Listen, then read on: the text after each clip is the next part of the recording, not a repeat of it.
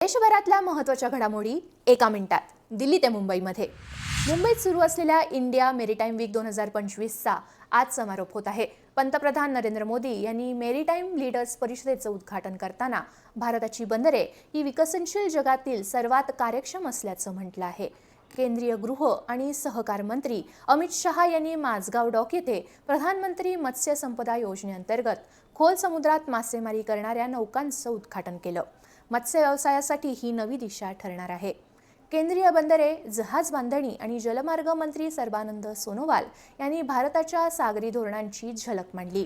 केंद्रीय कृषी मंत्री शिवराज सिंह चौहान यांनी खरीप हंगाम 2025-26 साठी महाराष्ट्र, तेलंगणा, ओदिशा आणि मध्य प्रदेशातील डाळी व तेलबिया खरेदी योजनांना मंजुरी दिली आहे. महाराष्ट्रात मूल्य समर्थन योजनेअंतर्गत 33,000 मेट्रिक टन मूग, 3.25 लाख मेट्रिक टन उडीद आणि 18.5 लाख मेट्रिक टन सोयाबीनच्या खरेदीला देखील मान्यता मिळाली आहे. अणुऊर्जा विभागाने मुंबईतील DAE मुख्यालयात आगामी उद्योन्मुख विज्ञान, तंत्रज्ञान आणि नवोन्मेष परिषदेपूर्वी ऊर्जा, पर्यावरण आणि हवामान या विषयावरील एक प्राथमिक कार्यक्रम आयोजित केला. हा कार्यक्रम नव्या वैज्ञानिक कल्पनांच्या दिशेने महत्त्वाचं पाऊल आहे. या बातम्यांचे विस्तृत लेख आमच्या बायोमध्ये लिंकवर उपलब्ध आहेत. आणि हो, PIB मुंबईला फॉलो करताय ना?